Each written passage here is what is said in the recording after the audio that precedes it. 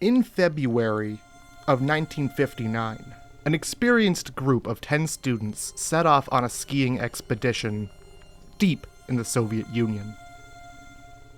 The group consisted of 8 men and 2 women, all experienced backpackers, all with grade 2 hiking skill certifications. And upon returning from this trek, they would receive their grade 3 credentials. Grade 3 being the highest achievable at the time. Led by 23-year-old radio engineering student Igor Dietlov, a very well-respected and knowledgeable individual. He would be taking the group of his fellow students from the Ural Polytechnical Institute deep into the Soviet wilderness, to the far northern regions of the Sverdlovsky Oblast, eventually arriving at the mountain called Gora Otorten. The route was designed by the group, taking them into the Ural Mountains, and estimated to be a Category 3, the most difficult to traverse, and now named after the group's leader, Dyatlov. It sounds difficult, like walking up the down escalator. It can be done, but you need to be certified to not die while doing it. On January 23rd of 1959, the group was approved by the Institute to go for their journey. But before leaving, Dyatlov would agree to send a telegram to the sports club the day they arrived at the end of their trek. A day estimated to be the 12th of February by the very well-prepared and highly trained group. And with that, they left on their adventure later that day. With the group taking the trip very seriously, they agreed that alcohol, cigarettes, and other distractions would be left at home. On January 25th, after 2 days of various trains and other forms of travel, they would arrive at the province of Sverdlovsky Oblast. From there, they would take a truck to the last inhabited settlement to the north, where they would stay for the next few days. On the morning of the 27th, they left the northern community, beginning their walk to their mountain destination. But only 1 day into their excursion, one of their team members, 21-year-old Yuri Yudin, had to turn back due to complications with joint pain, something that he had dealt with for much of his life, which made the decision for him, as he knew he would not be able to go on to complete the trip with his companions, and would only slow the group down. So he departed from the group, not knowing that he had altered his fate, or that he would never see his group of hiking friends alive again. The group of now 9 continued on trudging and documenting the memories of their journey in photos of nature captured by the cameras brought along, as well as the group journal that had accompanied them. The photos taken by the group at this point would show exactly the kind of pictures you would expect from a bunch of young adults walking through the woods. A lot of group photos, walking, and mild goofing around. On February 1st, the group arrived at the highlands, at the foot of a mountain, and began to ascend its face. As weather began to worsen, winds whipped up, and began blowing snow through the air, whiting out any little vision they might muster. It's thought that the storm caused them to lose their direction and go off their original track going west. Possibly disoriented from the wind and the lack of vision, the group was lost in the storm, and wound up setting up camp on the slope of a mountain called Kolat Syakhl, known to the local Mansi people as Dead Mountain. It's thought that the group set up camp on the face of the mountain in what was assumed to be an effort to not backtrack or lose altitude. The alternative being climbing back down to the forest at the bottom for shelter once they had realized they made a directional error. Instead, they pitched their tent on the mountain and attempted to hold out until morning. The final entry found in the group's diary reads, "It's difficult to imagine such comfort on the ridge, with shrill howling winds, hundreds of kilometers away from human settlements." As the storm raged into the night, an unknown compelling force would kickstart something that still has no real logical explanation to this day.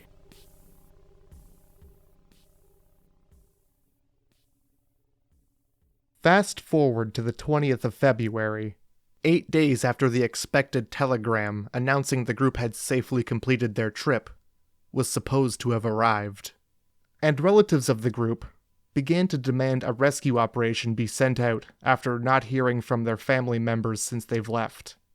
The Institute sent rescue groups, made of volunteer students and teachers, with the military becoming involved with planes and helicopters joining the operation. This is what they found.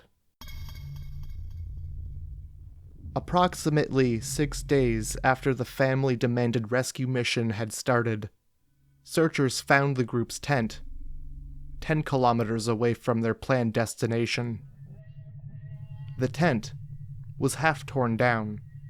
It looked to be cut from the inside out. The group's belongings, shoes, clothing, all left behind, undisturbed, safely inside. Something rescue searchers noted was the tent appeared to be improperly set up.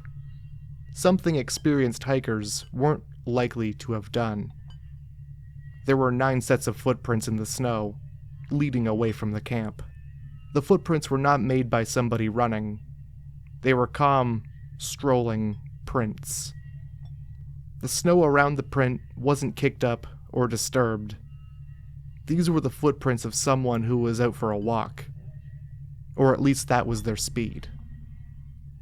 Although some shoed, some sock-footed, an almost single-file line of footprints could be tracked up to a point where the prints had been filled in by weather conditions. Searchers began following the directions the footprints had been going in, down to the edge of the nearby woods. A member of a search party noticed an odd brown object sticking out of the snow, and when they approached it, they found body number 1 and 2. Found next to the remnants of a small campfire, Yuri Doroshenko was face down in the snow. Dressed unprepared for the weather, he was found wearing a short-sleeved shirt, swimming trunks, and socks with no shoes. He was covered in scrapes, bruises, and burns on the right side of his head and feet. Blood covered his ears, nose, and lips. A gray fluid was found coming out of his mouth. The gray fluid being a sign of strong force to the chest, likened to that of a tree falling on you, or having someone exert extreme pressure on your chest. Despite all this, Yuri Doroshenko's reported cause of death was hypothermia. Lying directly next to him was the body of Yuri Krivonashenko, body number 2. He was found wearing a long-sleeve shirt and 1 sock. His hands, feet, and legs were covered in burns, bruises, and cuts, and a chunk of his own knuckle was found in his mouth. This may have happened in an attempt to quell the pain of freezing to death. He may have been biting down on his own fist. Yuri Krivonashenko's reported cause of death: hypothermia. It's speculated that the burns, and a significant amount of other injuries, were self-inflicted, possibly with fire, the scrapes and bruises being done out of agony as they froze to death. These 2 bodies were sprawled out, almost as if they were just laying there sleeping under the stars, rather than curled up in a ball how you would expect to find someone naturally trying to keep themselves warm, being only in their underwear, in the deadly cold of -30 Celsius. It's speculated the bodies were moved after death due to the livor mortis markings, which are discolorations in the skin from blood settling in the lowest part of the body. Perhaps other members of the team found the 2, and out of respect aligned their bodies in an orderly fashion after taking their clothing to try and stay warm themselves. Branches on the tree close by were broken 5 meters up the trunk, suggesting the 2 had tried to climb the tree to perhaps get a better look for the camp, or, the more graver option, to get away from something. Between the forest and the tent, 3 more bodies were found, in poses facing the tent, suggesting they were attempting to return to the camp. They had been a little better dressed, but still lacked the essential outdoor wear, coats, hats, and gloves. The group's leader, Igor Dietlov, was found next, making him body number 3. He was face up, with both fists clenched. His face was covered in cuts and bruises, and it was discovered that a tooth was missing. Injuries often associated with fistfights. His ankles were bruised and appeared to have abrasions where skin had been rubbed raw. Igor had also been moved post-mortem. His official reported cause of death was 2 hypothermia. The 4th body found was that of Zaneda Kolmogrova. She was better dressed than the others, with a sweater that had part of the right arm torn off, abrasions on her hands, bruises on her face, and a long bruise on the side of her body that looked like it could have been caused by a club or baton. These injuries reported looked to be signs of a struggle. Her reported cause of death? Hypothermia, caused by a violent accident. Rustam Slobodin was the 5th body to be found. Discovered face down in the snow, Rustam had internal bleeding in both temples, as well as a large fracture on his skull. It is unclear what happened, but it is likely he was able to live for up to an hour after he sustained this injury, before succumbing to disorientation and the cold, dying of hypothermia right there in the snow. This body, too, had been manipulated after death. Rustam's official reported cause of death was hypothermia. The last 4 of the group were found more than 2 months later by a member of the Mansi tribe when they located a cave made by the survivors.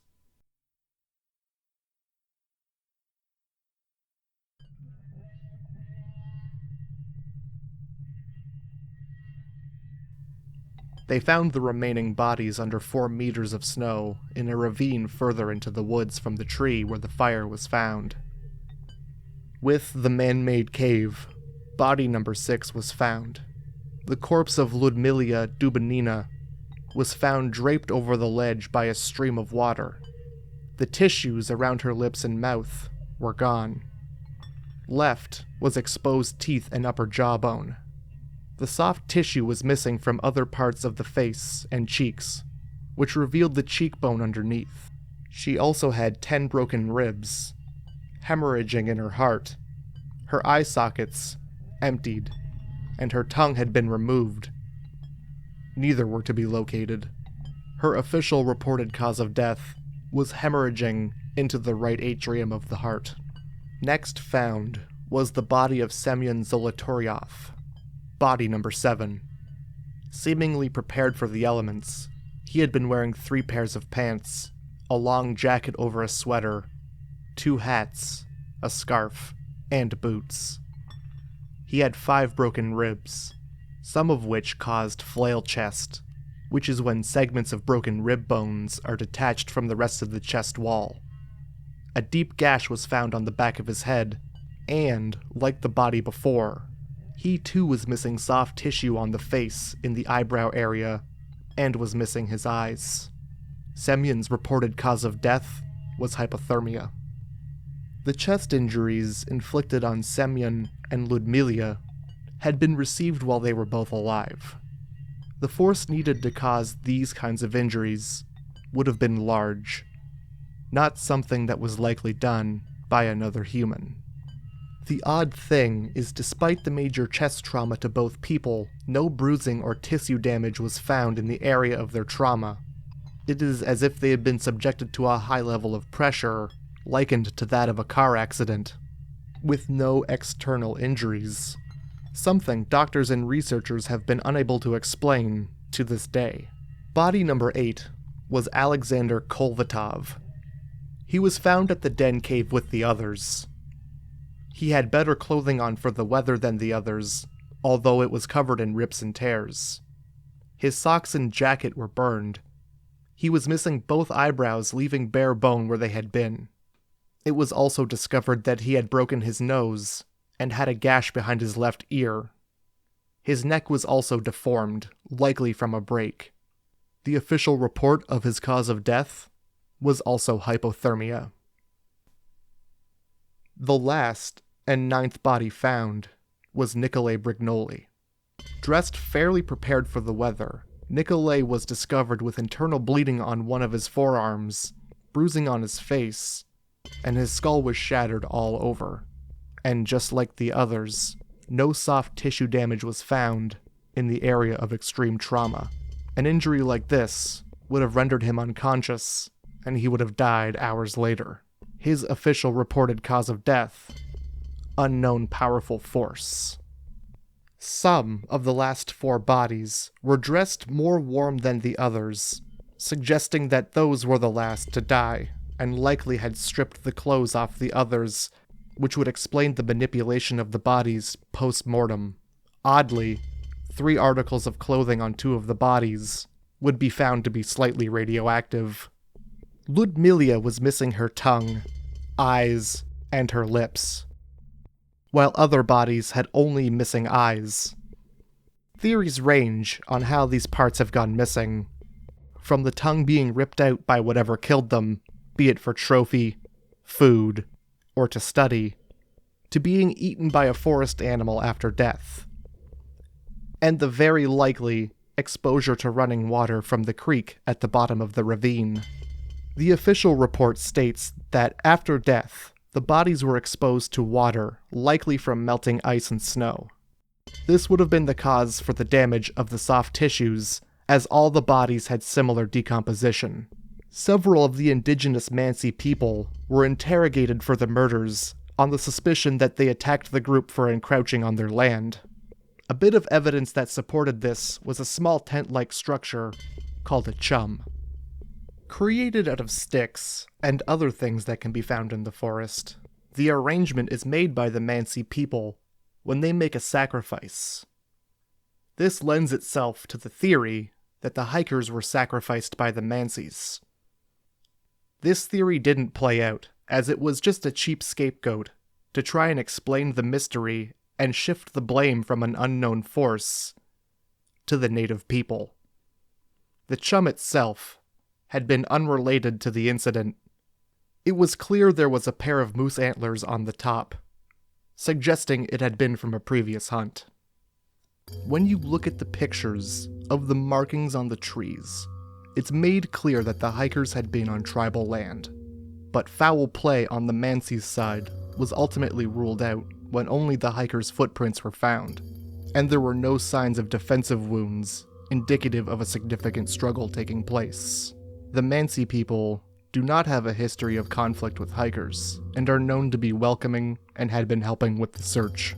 The verdict was that the group had died due to unknown compelling force, and the case was closed in May of 1959 due to lack of evidence.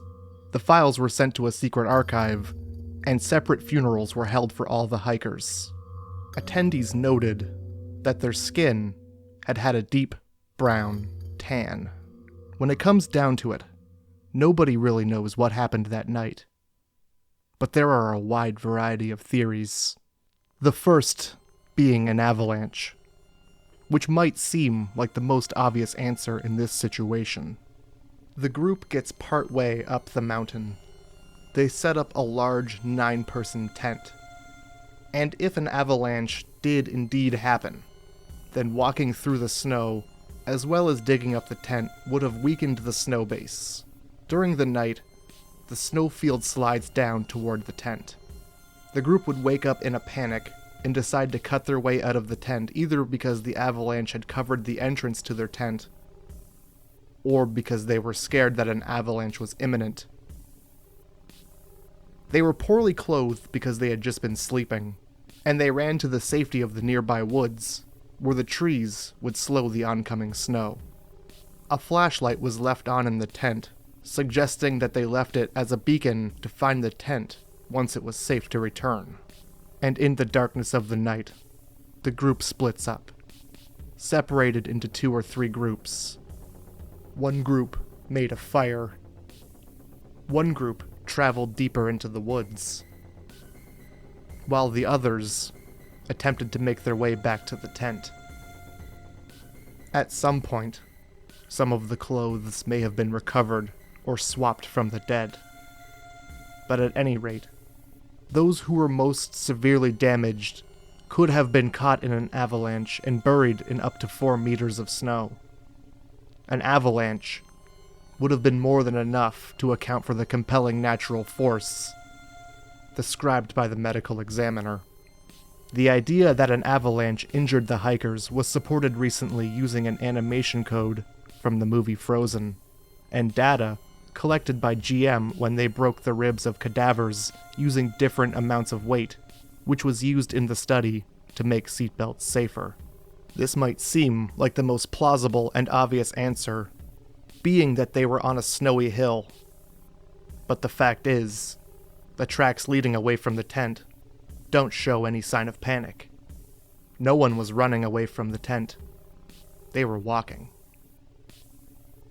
Not only that, but more than one of the group had been studying for their master's certificate in ski instruction and mountain hiking. So had there been potential condition for avalanche, it's not likely they would have chosen that area for a camp.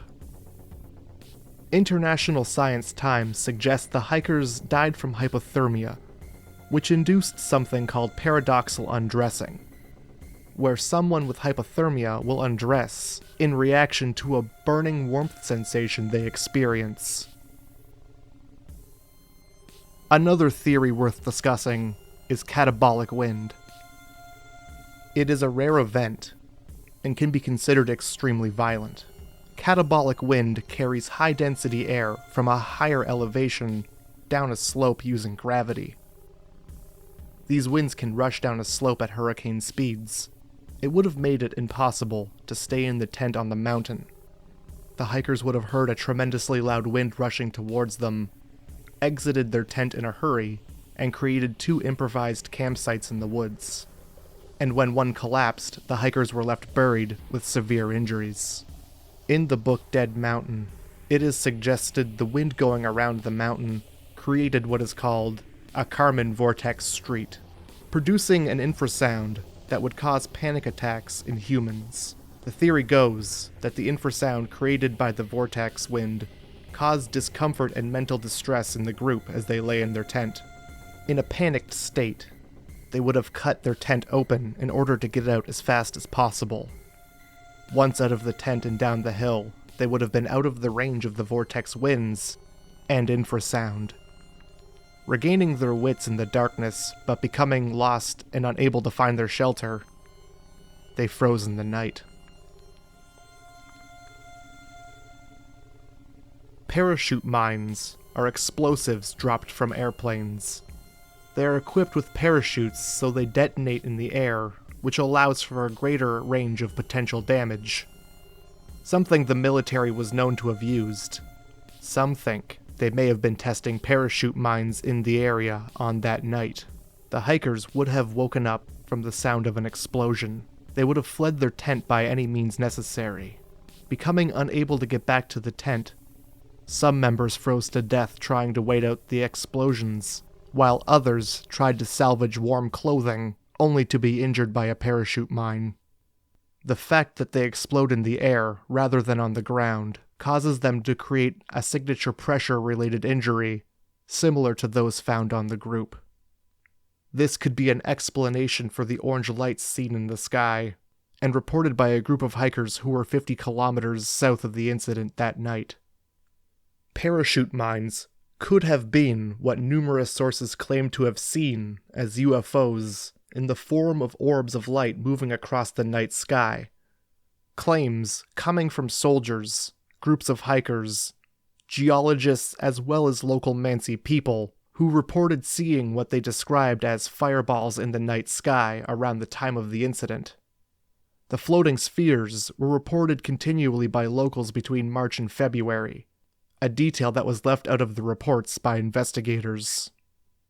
One hiker was found with a camera around their neck. While the camera had been exposed to the elements, the film was still developed, and what the images showed defied all explanation. While most likely caused by water damaging a very non-suspect photo, the very last photo found on one of the cameras is a very odd one. It's mostly black, with what appears to be a large lens flare or reflection back into the camera's lens of a light source. Some say the light source in the photo is in the night sky, claiming it to be a photo of a UFO. However, whatever it is undeterminably out of focus. Although, other explanations for the subject of the photo include a rocket, or some kind of space debris falling, a meteor of some kind, or an explosion in the sky. If this was indeed a photo of something falling from the sky, it must not have been nearby, as the search team would have surely found it, if it hadn't already have been collected, and had it already been collected, you would have expected to see signs of human activity to at least be found. The odd light captured on the film, coupled with the report that a few items had been discovered to be radioactive, would lend itself to the theory that the group had been accosted by visitors from outer space. Although, it was later discovered that 2 of the members of the group had previously worked at a facility that developed nuclear materials, and another worked on a secret plutonium project plant for nuclear weapons. So, it can't be hard to imagine that if their clothing was in proximity to radioactive material, it could have picked up just a little radiation. Now, because I live in a fantastic world, I would like to explore the notion that it was Yetis. For a moment, let's think about it. Okay. The Mansi people have legends of snowmen living in the area, large reclusive beasts known to be aggressive when people wander close. Did a large, unknown, violent being living in the wilderness take issue with them being in its territory? The theory of a possible attack by a Yeti or some other unexplained, undiscovered creature living in the surrounding wilderness taking issues to the group's presence in its territory is sparked by a photo recovered from the hiker's camera. What can be seen is a large figure silhouetted against the snowy background, looming out from behind a tree, in an almost unhuman fashion, but with no unusual or strange footprints found near the tracks of the hikers. As absolutely strange and out of place as this photo is, it may be the only piece of evidence pointed towards this theory. The other was allegedly found, written in the group journal. Now we know snowmen exist. Where their tent was found was out in the open, which some suggest was for a reason. The campers might have encountered a Yeti while on their trip. They may have noted it with the photo of it stalking them. After walking a distance in an attempt to lose it, they later set up their tent in an open space, knowing whatever was stalking them was still in the trees.